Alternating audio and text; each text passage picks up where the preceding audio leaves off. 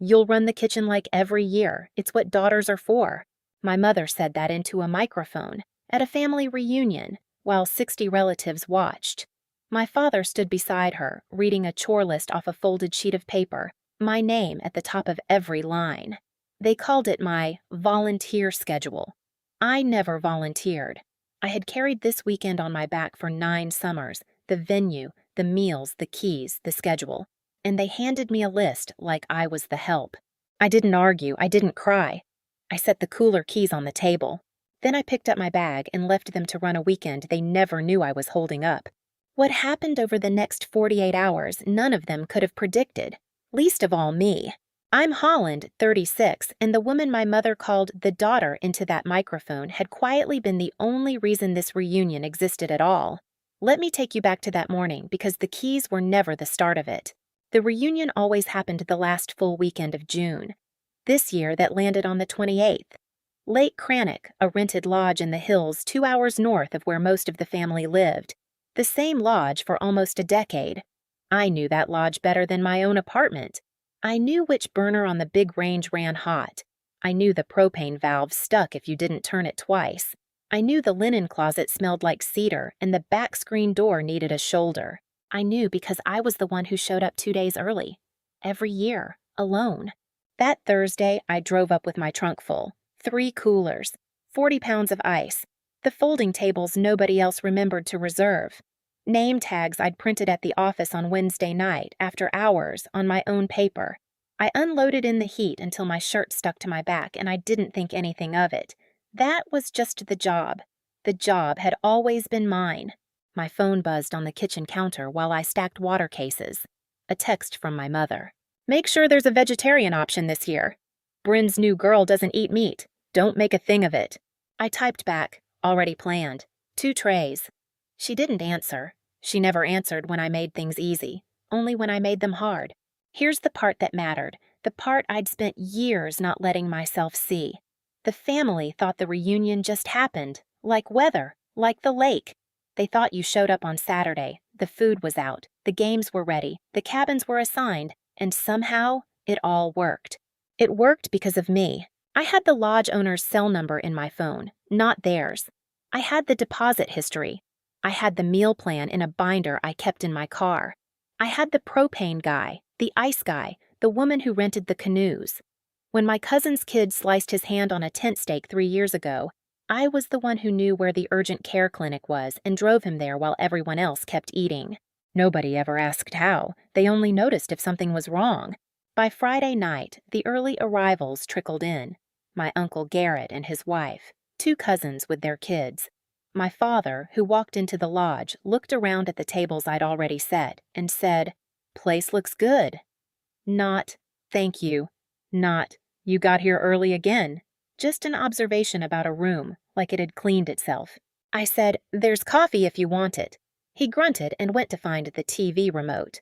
My mother arrived later, last as always, sweeping in with a tote bag of decorations she'd bought and a look that scanned the whole kitchen in one pass, hunting for what I'd done wrong. She found a thing. She always found a thing.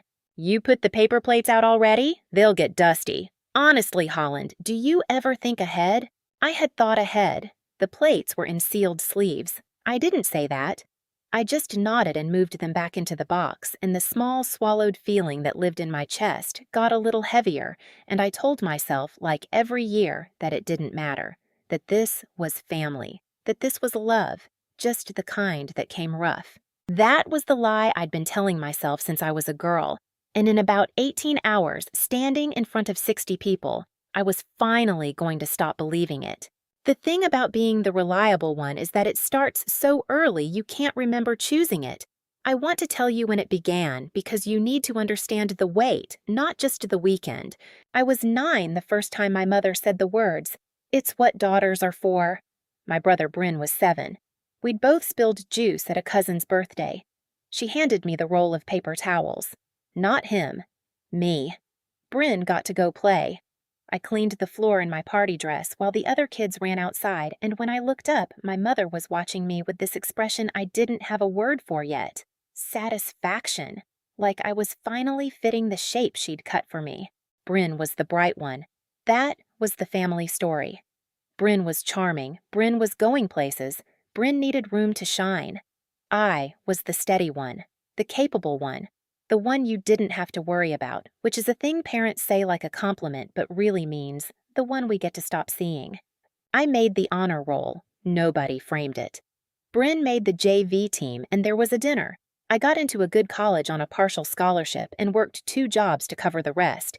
And the week I told my parents, my mother's first question was whether I'd be close enough to come home and help host Bryn's graduation party. I came home, I hosted the party. I was 20. Do you see the pattern? It wasn't one cruel thing. It was 1,000 small ones, each too small to fight, each leaving a mark too faint to point at. That's how it works. That's how they keep you. No single moment is worth the war, so you never start it, and the moments pile up into a life. By the time I was in my 30s, I had become exactly what they'd built. I had a real career. I'm an operations manager. I run logistics for a mid-sized distribution company. I am the person other people call when something complicated has to happen on time. I am good at it. I am paid well for it.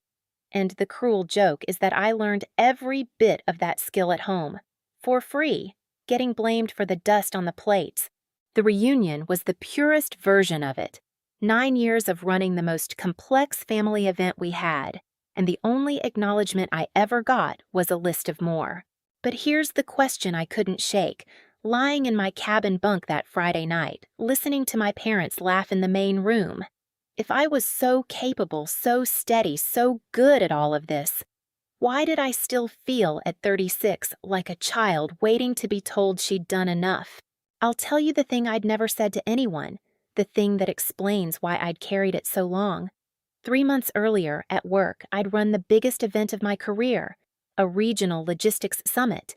200 people, a dozen moving parts, a budget with real zeros. I ran it flawlessly.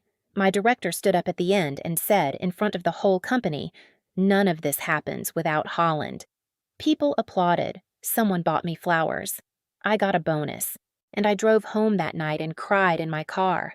Not from joy, from a grief I couldn't name yet, because a stranger in a suit had given me in one sentence the thing my own mother had never once given me in 36 years of harder work. Recognition. Just the words.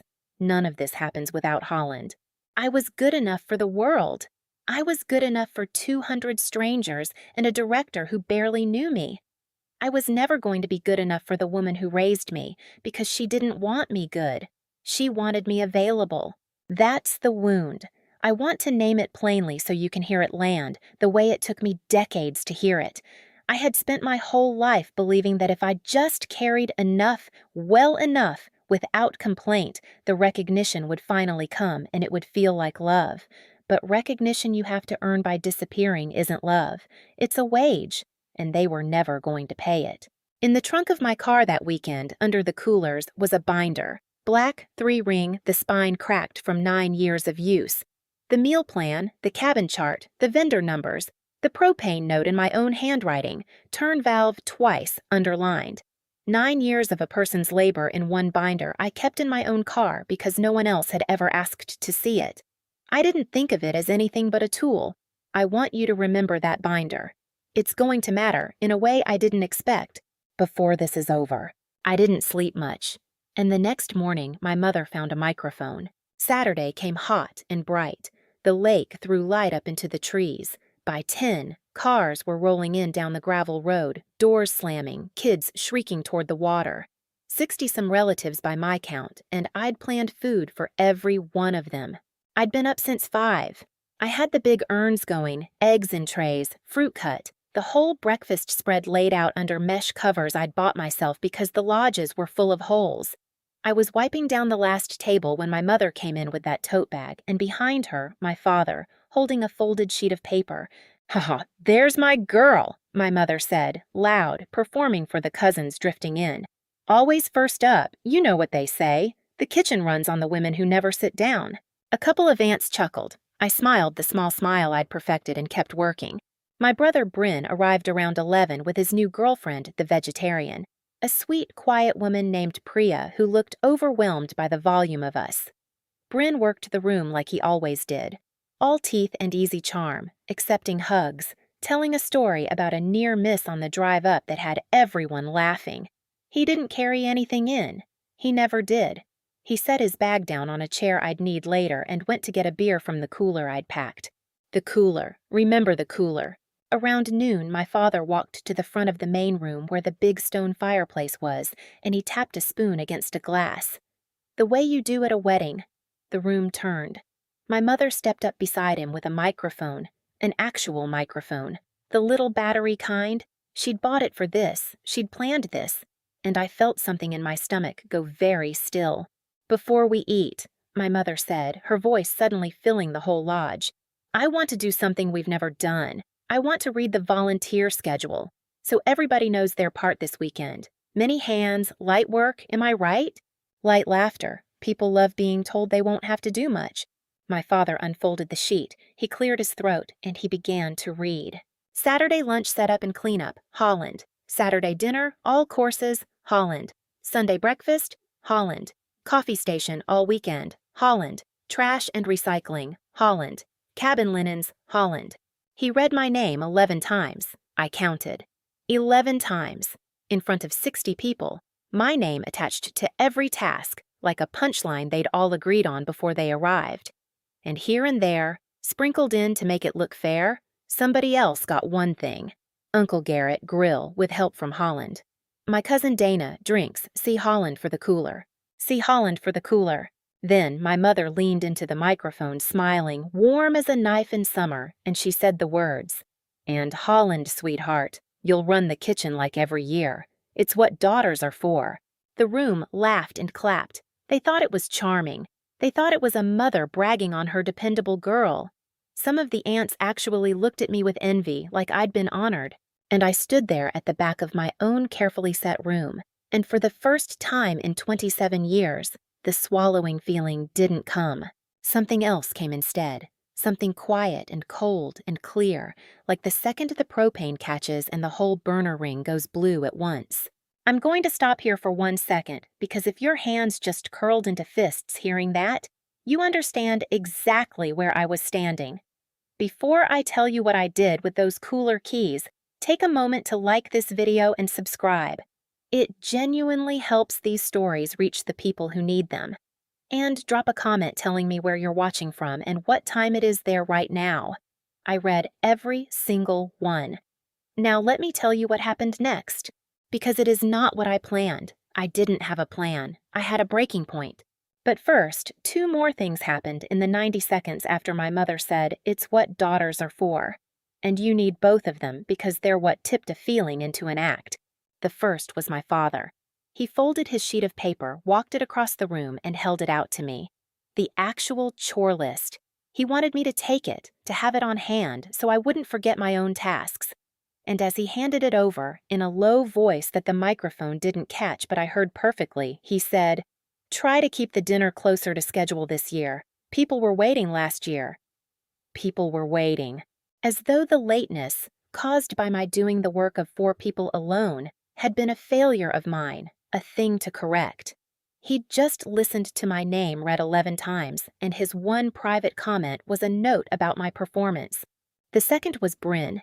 He drifted over with his beer, the one from the cooler I'd packed, threw an arm around my shoulders for the benefit of anyone watching, and said, grinning, "Don't let it go to your head, Hall. Somebody's got to be the workhorse." Then he laughed, and Priya, his girlfriend, laughed because she didn't know any better, and a cousin laughed, and the word sat there in the air. Workhorse, said with affection, said like a compliment, a thing you call an animal you own. The workhorse, the daughter. See Holland for the cooler. 3 names for the same thing, and the thing was not a person. That was the 90 seconds. The microphone, then the note about my performance, then the arm around my shoulder calling me an animal. Each one worse than the last, and each one wrapped in a smile so that if I objected, I'd be the difficult one. That's the whole machine in miniature, cruelty you can't point at because it's grinning. I want to be honest about what happened next. People imagine these moments as some grand decision, a strategy clicking into place. It wasn't.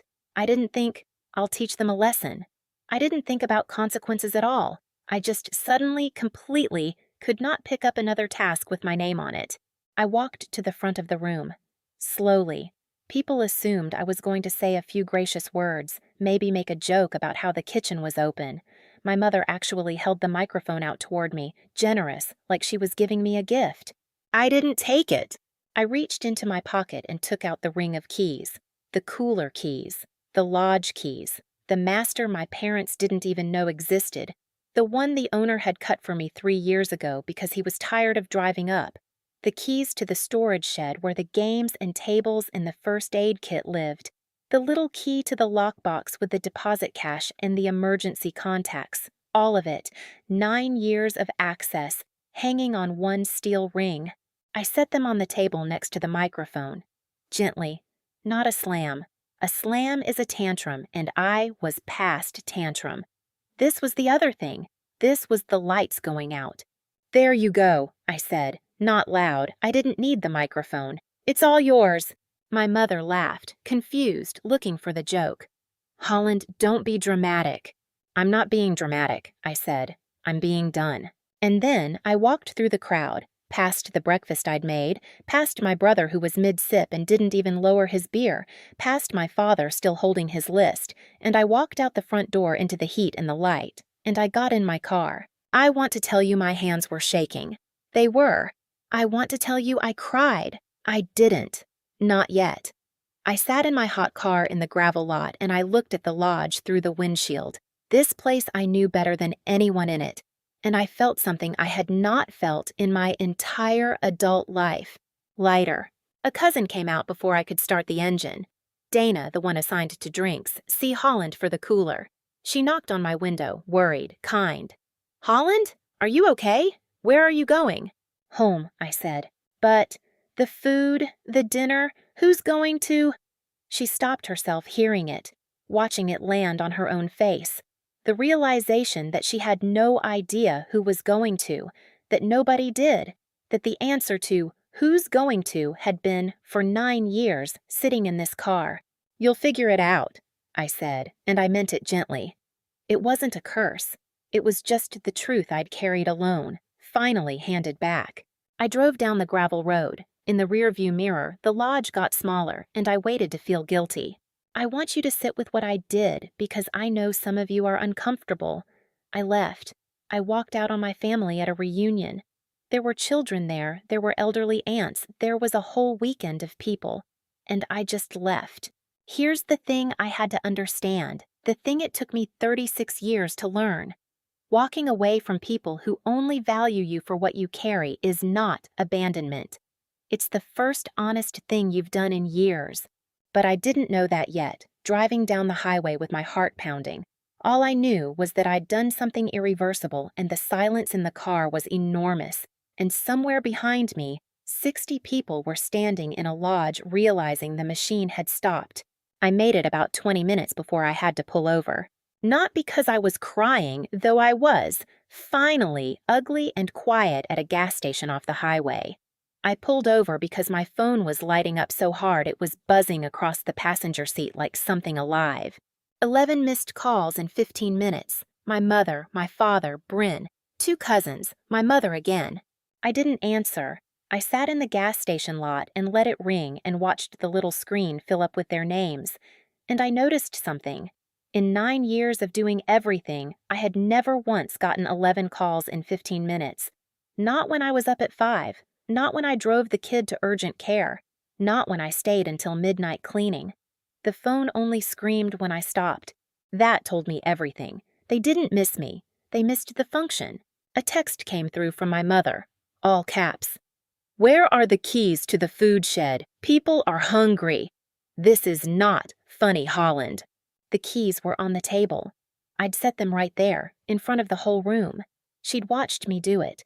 But in her version of the world, I was so much a function and so little a person that she couldn't conceive of the keys existing without me attached to them. The keys were on the table, and she still thought she needed me to find them. I typed one word back. Table. Then I turned the phone face down and went inside and bought a coffee and a bag of pretzels, the first thing I'd consumed all day, and I sat in a plastic booth by the window of that gas station and I ate like a person, not standing up at a counter between tasks, sitting, eating, being a person who gets to eat. I'm telling you about the pretzels because they matter. That bag of pretzels at a highway gas station was the first meal in my adult life that I ate at a family event without serving 60 other people first. And it tasted like the best thing I'd ever had. My phone buzzed again, face down. I let it. I want to pause here and ask you something because I genuinely want to know. If you had been me, 20 minutes down the road, 11 missed calls, a coffee going cold in your hand, would you have turned the car around? Be honest in the comments. Most people say they wouldn't. I'm not sure most people are telling the truth, because the pull to go back is the strongest thing in the world.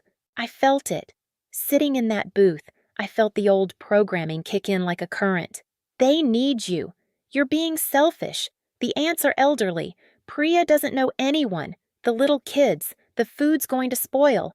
Go back, fix it, smooth it over, and at least you'll be needed. And being needed is the only love you've ever been able to count on. That's the voice that had run my whole life. Go back and be needed. I almost did. My hand was on the keys in the ignition. And then I thought about the microphone. I thought about my father reading my name 11 times like a sentence. I thought about, it's what daughters are for. And the laughter and the envy on the aunts' faces. And I understood that going back wouldn't fix anything. Going back would just teach them one more time that the punishment for stopping is mild and temporary, and that I will always, always return to carry the weight. If I went back, the next 9 years were already written. I took my hand off the keys. I finished my pretzels, and I drove the rest of the way home. By the time I unlocked my apartment door, it was late afternoon, and my phone had 31 notifications. I made myself a real dinner. Eggs and toast, nothing special, but I made it for one and ate it slowly. And then I sat on my couch and I let myself read them. I'm going to tell you what was happening at that lodge while I sat on my couch, because the cousins texted me the whole thing in real time, and some of it I only pieced together later. It is the part of this story I think about most. Not my leaving. What my leaving revealed. The first crisis was lunch. The breakfast I'd laid out was gone by noon, picked over by 60 people, and there was no lunch because lunch lived in my head. Lunch was sandwiches I was going to assemble, cold cuts in the coolers, bread in the storage shed. My mother, holding the microphone she'd bought, now had to figure out where the food was. The keys were on the table where I'd left them, but the keys don't tell you what to do. The keys don't know that the propane valve sticks. The keys don't know the meal plan. My father, it turns out, didn't know there was a meal plan. He thought the food just appeared. He'd been eating at this reunion for 9 years and had genuinely never wondered where it came from. When my cousin asked him what the dinner plan was, he said, "Ask your mother." My mother said, "Ask Holland." And then there was a silence, my cousin told me. A long, terrible silence, while everyone remembered at the same time that Holland was on the highway. Bryn tried to take charge. Bryn, the bright one, the going places one. He stood up and announced he'd handle it, and he drove 40 minutes to the nearest grocery store with Priya, and he came back with 4 rotisserie chickens and 3 bags of chips for 60 people, and he was very proud of himself. My cousin Dana texted me, "Bryn thinks he saved the day. There are 60 of us. He bought 4 chickens." I laughed out loud alone in my apartment. The first real laugh, too. The second crisis was the cabins. I assigned the cabins every year. It's a logic puzzle. Who can climb to a top bunk? Who needs to be near a bathroom? Which cousins can't be put in the same room without a fight? Which kids need their parents close? I held all of that in my head. Nobody else knew the constraints. By evening, 2 families were fighting over the same cabin. My great-aunt Pearl, who's 81 and uses a walker, had been assigned a bed up a flight of stairs. And 3 teenagers were sleeping in cars because the count was wrong without me there to fix it. The third crisis was the deposit. The lodge owner, my contact, the man whose cell number only I had, came by at 6 to confirm the second night's payment and the security deposit on the canoes. Nobody knew anything about it. Nobody knew there was a deposit. My mother had to call me. I watched her name come up and I let it go to voicemail, and the message she left was the first time I'd ever heard my mother sound genuinely frightened. Holland, the owner is here. He says there's money owed. I don't know what he's talking about. Please call me back, please. I called the owner directly. I'd known him for years. I told him I was no longer handling the reunion and he should deal with the party named on the reservation, which was my father. He was confused. He'd always dealt with me, but he understood. I heard later that my father had to write a check on the spot for an amount he didn't expect, with no idea what it covered, because the deposit and the canoe rental and the second night fee had always just been handled. Handled. Such a small, invisible word for 9 years of a person's life. But the fourth thing is the one that stopped my laughing. The first aid kit. Every year I brought a real one, stocked, checked, the urgent care address written inside the lid in my handwriting because of the year the cousin's kid sliced his hand on the tent stake. It lived in the storage shed on the shelf I'd designated, and only I knew it was there. That Saturday afternoon, while the keys sat unclaimed on the table and the food crisis swallowed everyone's attention, one of the little ones, Dana's nephew, 6 years old, tripped on the dock and split his chin open, bleeding, screaming, the whole beach in a panic. And nobody could find the first aid kit because nobody knew there was one, because for 9 years the kit had simply existed the way the food and the cabins and the coffee existed, by my hand, invisibly. They ended up pressing a wad of paper towels to his chin and driving him 40 minutes to a clinic none of them knew the location of. The clinic, whose address was written inside the lid of a kit on a shelf in a shed, nobody had the imagination to check.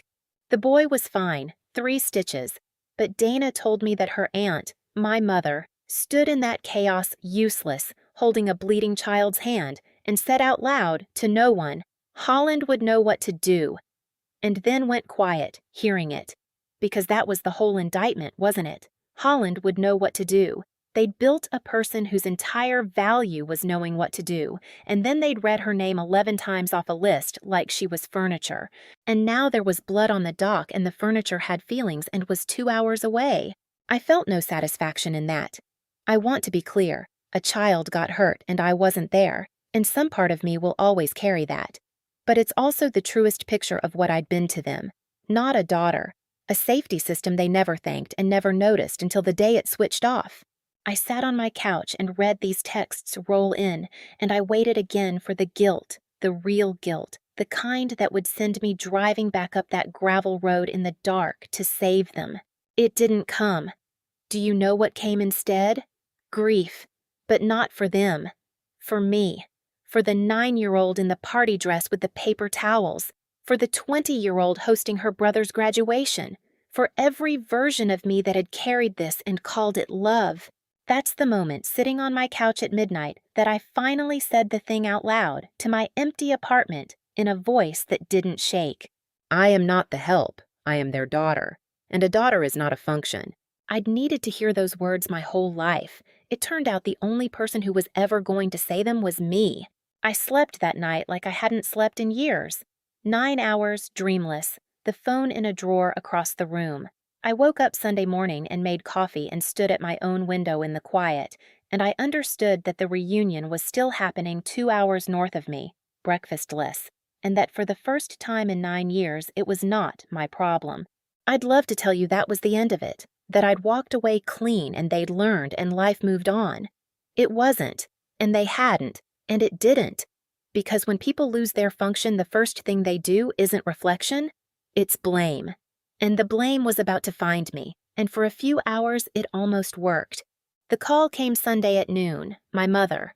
I'd taken the phone out of the drawer to check a work email, made the mistake of having it in my hand, and it rang, and I don't know why. I answered. Holland. Her voice wasn't frightened anymore. It had recovered its edge. I hope you're proud of yourself.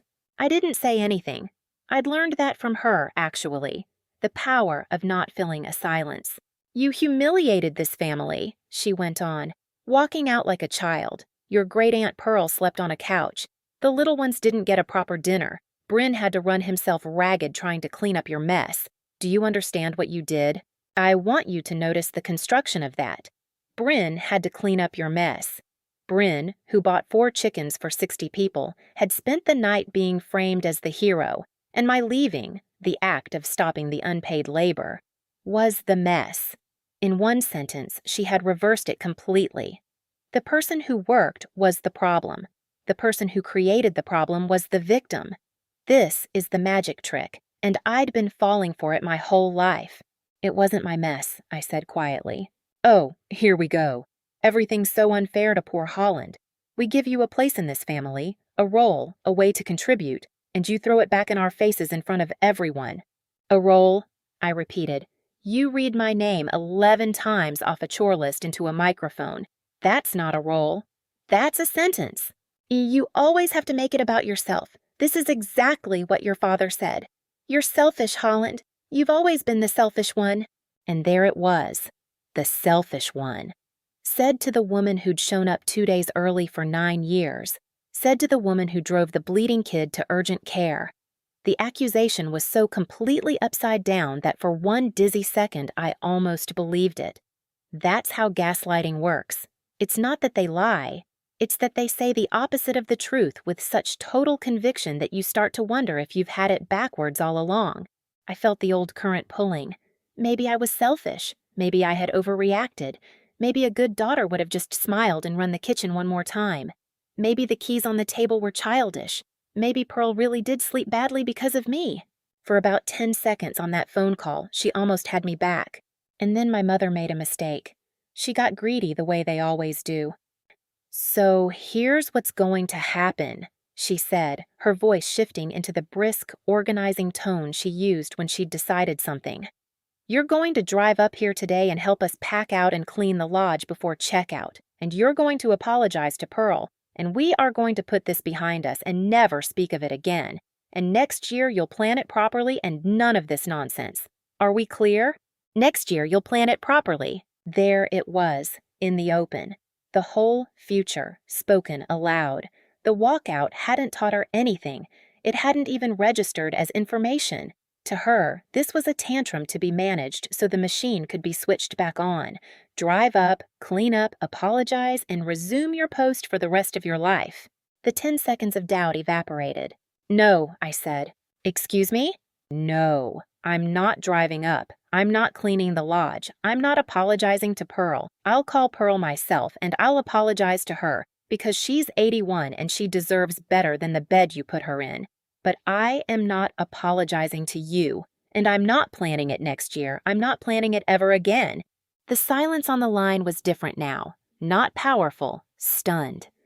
You don't mean that, she finally said, and underneath the anger I heard it, the first thread of real fear. Not fear for me, fear of what her June looks like without me in it.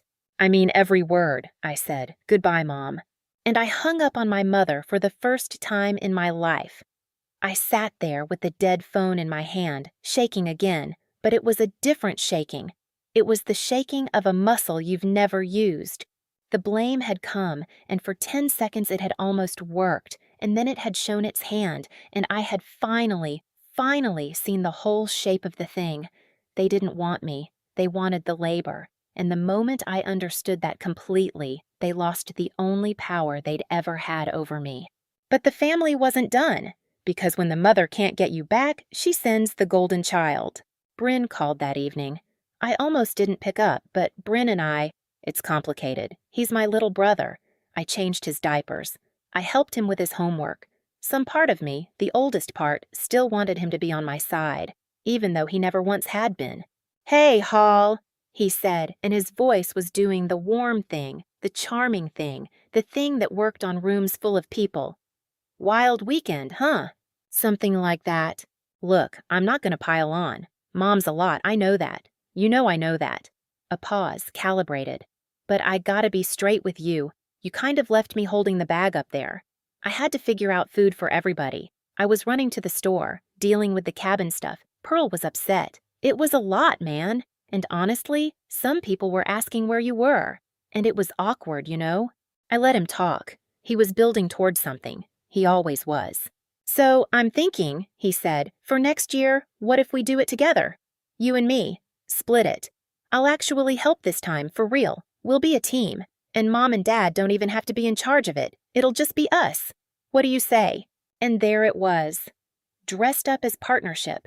Dressed up as the thing I'd wanted my whole life. My brother finally standing next to me. But listen to it again. We'll do it together meant you'll do it and I'll take half the credit.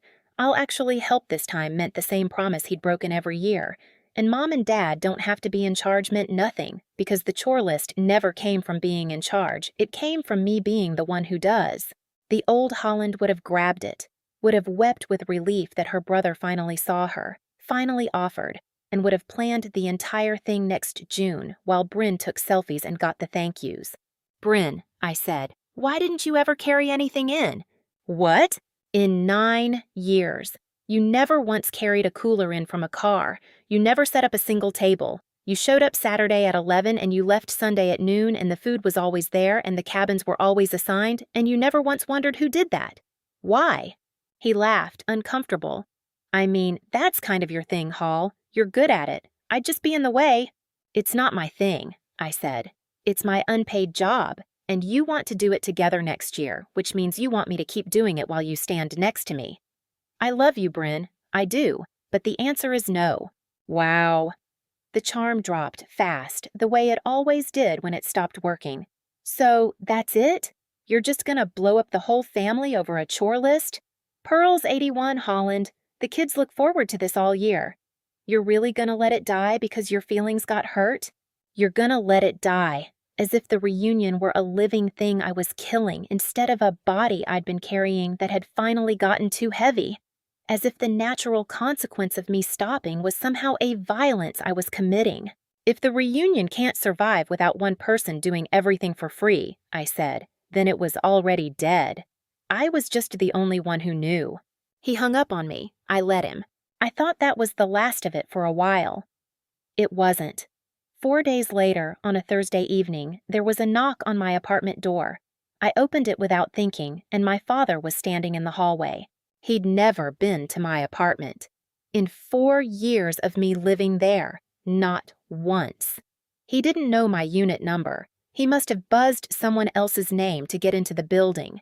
He stood there in his good shirt, holding nothing, looking smaller than he did at the lodge, and for one foolish second the oldest part of me lit up.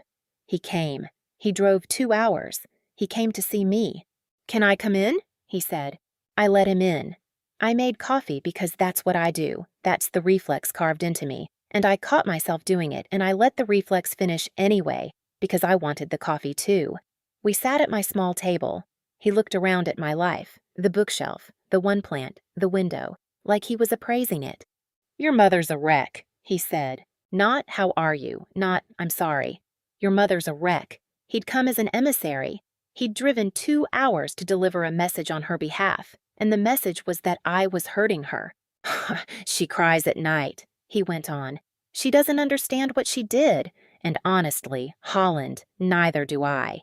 We gave you a job you were good at. We bragged on you. That schedule, that was your mother being proud. That was her way of showing everyone how much she relies on you. I looked at my father across the table, this man who'd handed me a roll of paper towels by proxy my whole life, and I asked him the only question that mattered. Dad, in 9 years, did you ever once say thank you? He opened his mouth. He closed it. He reached for the coffee I'd made him and didn't drink it. And the silence stretched out, the same silence Tori's father must have given her, the same silence every father in every one of these stories gives, the silence that is itself the answer. That's not how our family does things, he finally said. We're not a thank you kind of family. You know that. It's understood. It wasn't understood by me, I said. I understood it as something else. I understood it as you not seeing me at all. He stood up.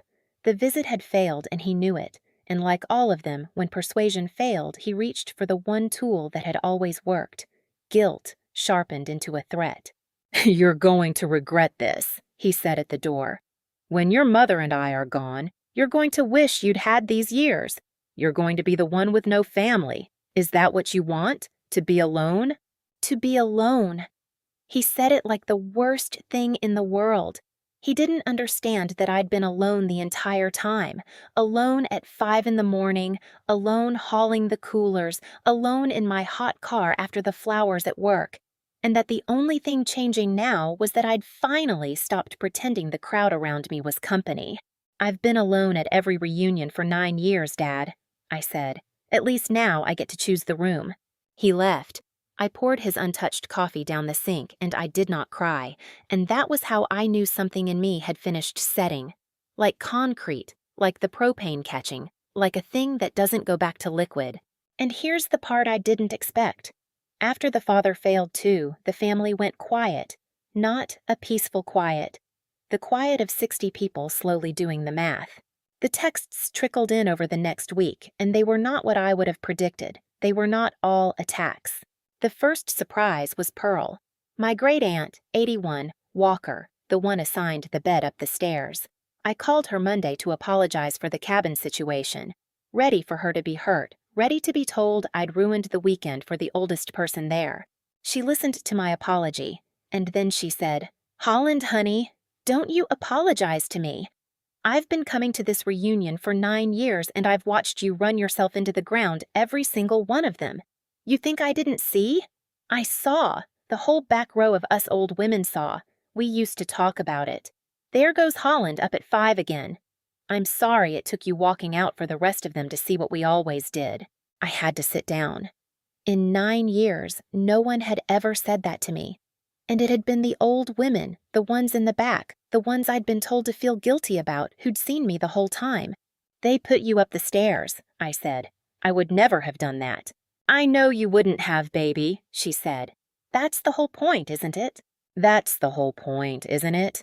4 daisy-cutter words from an 81-year-old woman that did more to heal me than any apology my mother could have invented. The second surprise was Dana, the cousin who'd knocked on my car window. She texted me a long message Tuesday. She said the weekend had been chaos.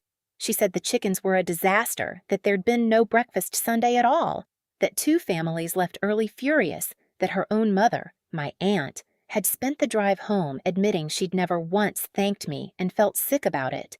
And then she said the thing that mattered. "Holland, I'm so sorry. I genuinely never thought about it. I thought it just happened. I'm 34 years old and I never once asked who made it happen. That's on me too, not just on your parents." I read that text 3 times, because that's the thing about being the function. It isn't only the villains, it's everyone who benefits from your labor and never looks at the cost. Dana wasn't cruel. Dana was just comfortable.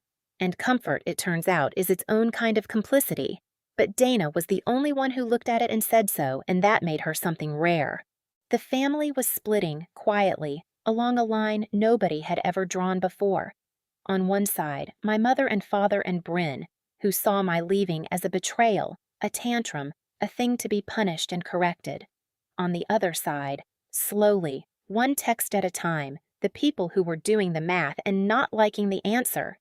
Pearl, Dana, an uncle who messaged just to say, "Hey kid, hope you're doing okay, that schedule thing was bull." A cousin I barely knew who wrote, "I always wondered how you did it all. Now I guess we know. You shouldn't have had to." I hadn't asked for any of this. I hadn't recruited anyone. I'd just stopped, and the stopping had become a kind of light. And in that light, some people finally saw what had been in front of them for 9 years. Pearl called me again that same week, not about the reunion. She called, she said, because she'd been thinking and she wanted to tell me a story I'd never heard. "Your mother was the oldest of 4, Pearl said. "Did you know that? My sister, your grandmother, she worked your mother like a mule from the time she could carry a plate, cooked for the family at 12, raised her own brothers, never got a thank you either. I watched it happen and I was too young and too far down the line to stop it." I held the phone and didn't speak. "I'm not telling you this to excuse her," Pearl said, sharp, because she'd anticipated that I might soften. "She had every chance to choose different. She knew exactly how it felt and she did it to you anyway. That's worse if you ask me, not better. But I wanted you to know it's a chain, honey. It goes back. And the reason I'm proud of you isn't that you walked out. It's that you're the first woman in this family in 3 generations to put the plate down. You broke it. You broke the whole damn chain. I had to put the phone against my chest for a second so she wouldn't hear me lose it. That was the moment the wound and the healing met. Because all my life I'd thought the question was whether I was good enough. Pearl had just told me the real question was whether I'd hand the same weight to a daughter of my own someday. And the answer, finally, was no. The chain stopped with me, whatever it cost. Donna started calling too, real calls, not texts. She told me she'd gone back through old photos from past reunions and found something that gutted her. In 9 years of group photos, hundreds of them, there was not a single picture of me sitting down. Not one. In every frame, I was standing at the edge, mid-task, a tray in my hands, half turned away from the camera because someone needed something. "You're in all of them," she said, "and you're in none of them. You're always there and never actually there." She sent me one. I'm in the background, blurred, carrying a stack of plates, while in the foreground my mother and Bryn beam at the lens with their arms around each other. The whole family in one image, the function, and the family it served. I keep that photo now, not to be sad. To remember the woman who didn't get to sit down, so I never forget that she does now. But not my parents. My parents were about to make the move that ended it for good. And before they did, I want to tell you about the worst night, because I don't want you to think any of this was clean or easy, or that I felt like a hero. I didn't. There was a night about 2 weeks after I walked out when I almost undid all of it. It was a Sunday.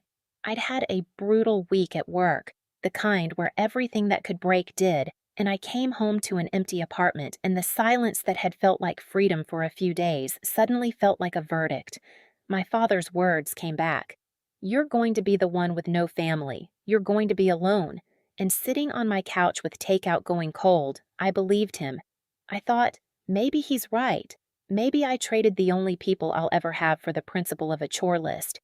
Maybe in 30 years, when I'm Pearl's age, there'll be no reunion to even be excluded from, and I'll have done it to myself. I picked up my phone. I scrolled to my mother's name. I typed out a whole message. "I'm sorry, can we talk? I overreacted. Let's figure out next year." My thumb hovering over send. The pull was so strong it was almost gravity. Go back. Be needed.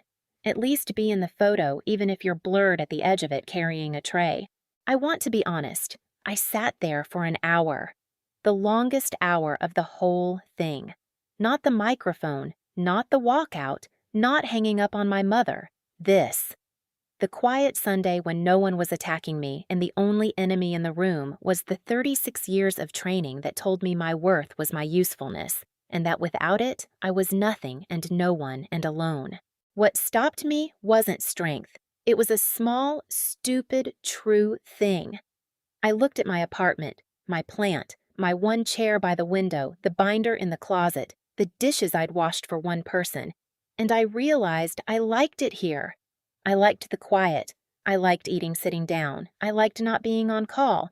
And I thought, if I send this message, I don't get to keep this.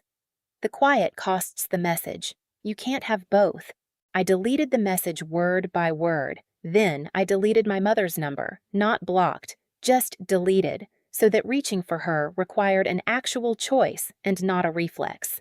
And I went to bed, and I survived the worst night. And I want you to know it existed, because if you're in your own version of that Sunday right now, white-knuckling it on a couch with a message half-typed, I need you to hear that the urge to go back is not a sign you were wrong to leave. It's just the old training. Screaming because it's losing. Let it scream. Delete the message. Keep the quiet. My parents were about to make the move that ended it for good, and it happened, of all places, at the lake. It was 3 weeks later. Mid-July. I got a call from the lodge owner, my old contact, the man who'd cut me the master key. He was apologetic, awkward. "Holland, I hate to put you in the middle of this, but your folks called to book next year, last weekend of June, like always, and they put the reservation under your name again. Gave me your number as the contact.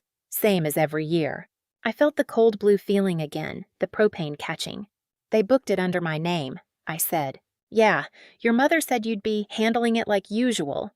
I I wanted to check with you directly this time because of how this year went. I didn't feel right assuming. Do you understand what they'd done? After the microphone, after the 11 names, after I'd said the word no to my mother and my brother both in plain English twice, they had simply booked the venue under my name and listed me as the contact, as though the entire weekend, the entire walkout had never happened. They hadn't heard no. They had heard tantrum, and they had decided to wait it out. And now they were quietly switching the machine back on and assuming I'd resume. It wasn't anger I felt. I was past anger. It was a strange, sad clarity. They were never going to understand. There was no walkout big enough, no sentence clear enough. To my parents, I was not a person who could decline. I was a function that had glitched, and they were rebooting me. Take my name off it, I told the owner. All of it. The reservation, the contact, the master key. I'm mailing that back to you this week. If my parents want to book next year, it goes under their name, with their number. And they handle the deposit and the meal plan and the canoes and the cabins and the propane valve that sticks. Every bit of it. I'm out. Completely. There was a pause. The valve sticks? Turn it twice, I said. Tell whoever's running the kitchen. It'll be the only warning they get. I mailed the key back 2 days later. A small steel key in a padded envelope. The most expensive thing I'd ever given up, because it was the last thread connecting me to a job I'd called a family. And then the lake gave me one more scene, and it's the one I'll carry forever, though I almost didn't go. The lodge owner mentioned, offhand, that there was a public beach a half-mile down the same lake, separate from the lodge, open to anyone, with its own little parking lot and a swimming dock. I'd driven past it 100 times in 9 years and never once stopped because I was always working. So that Saturday in July, the day after I mailed the key, I drove the 2 hours north. Not to the lodge, to the public beach. I want to tell you why. It wasn't to spy on anyone. My family wasn't even there. The reunion was 11 months away. I drove up because for 9 years I had come to this lake and never once swum in it. I had served 60 people beside this water and never put my own feet in it, and I decided that the lake was not theirs. The lake was just a lake, and I was allowed to enjoy it as a person and not a function. I parked at the public beach. I walked out onto the swimming dock in the heat, and down the shoreline, a half-mile off, I could see the lodge. Small, distant, the roofline I knew by heart, the dock where I'd hauled coolers, the screen door that needed a shoulder. From here, it looked like nothing. A building by the water, not a wait, not a sentence. Just a place I used to carry. I sat on the end of the dock and put my bare feet in the lake for the first time in 9 years. And I started to laugh, and then I started to cry, and the two were the same thing, and there was nobody around to manage and nobody to serve and no list with my name on it. There was just the water and the heat and a 36-year-old woman finally allowed to sit down. A family arrived at the public beach while I sat there. A mother, a father, 2 kids, a cooler. And I watched, bracing for the old ache, the one that says, look at the real family, the one you'll never have. But the ache didn't come.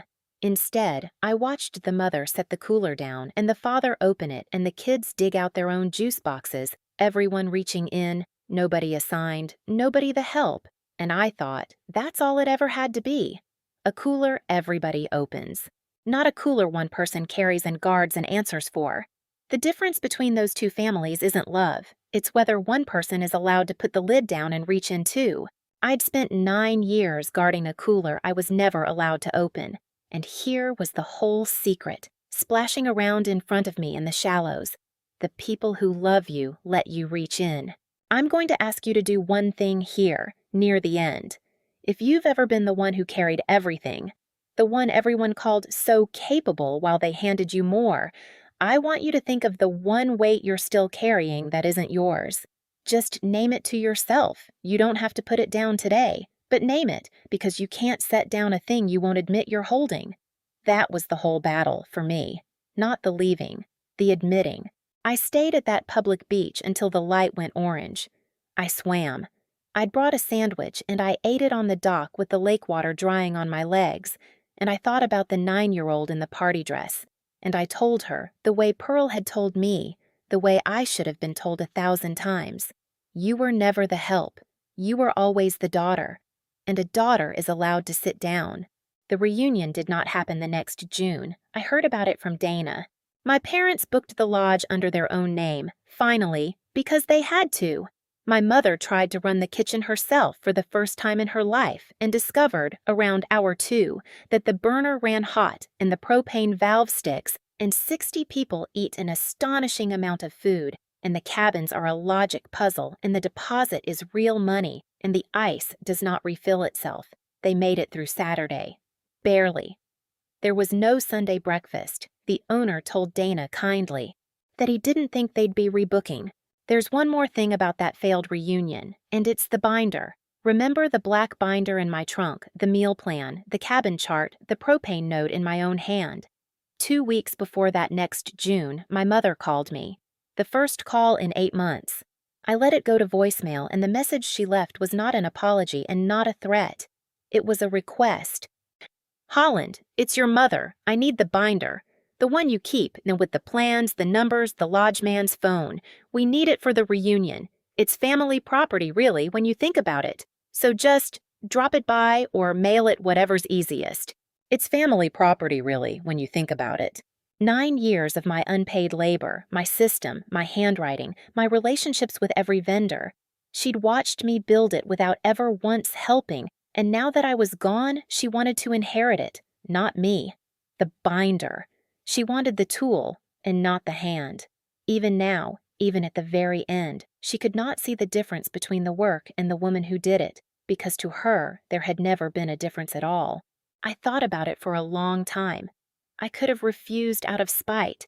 I could have mailed it and let them limp through one more year. Instead, I did the thing that finally felt like the truth. I called her back, the only call I made to my mother that whole year, and I said, "There's no binder anymore. I recycled it." That wasn't quite true. The binder was in my closet. I'd kept it the way you keep a scar. But what I meant was true. The binder was never the thing, Mom. The thing was me, and you can't have me anymore, so you'll have to build your own the way I did alone at 5 in the morning with nobody saying thank you. Welcome to it. She hung up, and that was the last conversation we had for a very long time. The big reunion, the 9-year tradition, the thing Bryn accused me of killing, it simply ended. Not with a fight, not with a confrontation.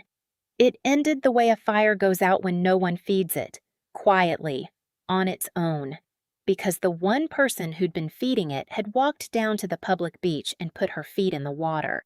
But here's the part that surprised me, the part I never engineered. A smaller thing grew up in its place. Pearl and Dana, and the uncle who'd called the schedule bull, and a handful of cousins who'd done the math, they started doing a little gathering of their own. Potluck. Everybody brings a dish, nobody's in charge. They invited me. I went the second summer, and I brought 1 tray of food, exactly 1, my fair share, and I sat down and ate with everyone else. And when it was over, we all cleaned up together in 20 minutes because 60 hands make light work, the way my mother always said and never meant.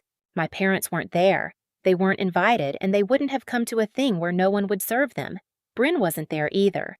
He texts me sometimes around June, fishing, asking if I want to do something for the family this year, and I tell him I already am, and I leave it at that. There was one more person who reached out, and she surprised me most of all. Priya.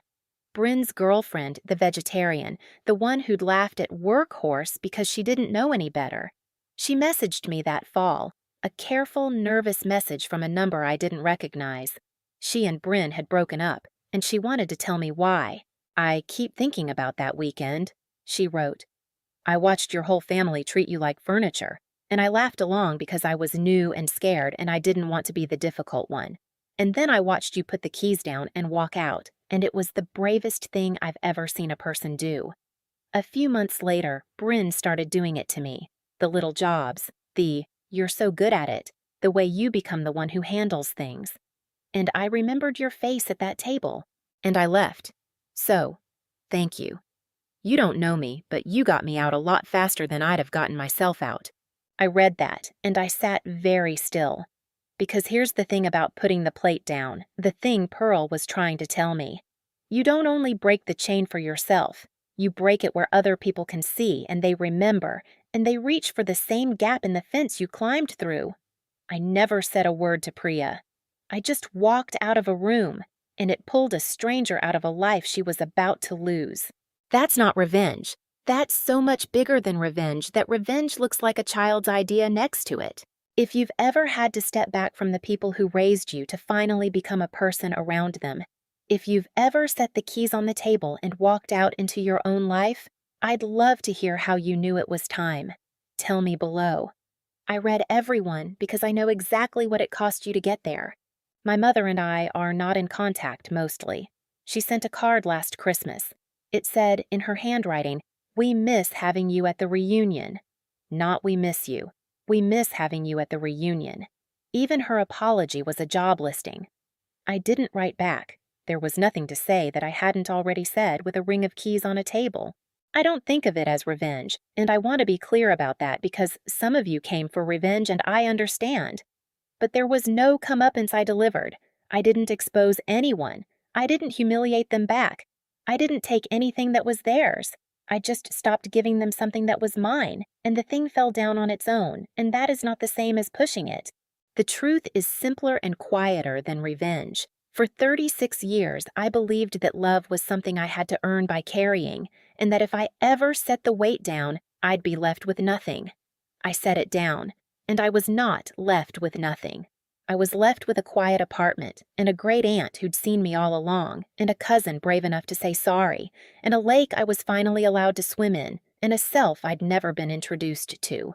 The keys are still in that padded envelope, somewhere in the lodge owner's drawer 2 hours north. I think about them sometimes. Such a small steel ring to have carried a whole family on it. And I think about the sound they made when I set them on the table. Not a slam, just a small clink, the quietest thing in a loud room.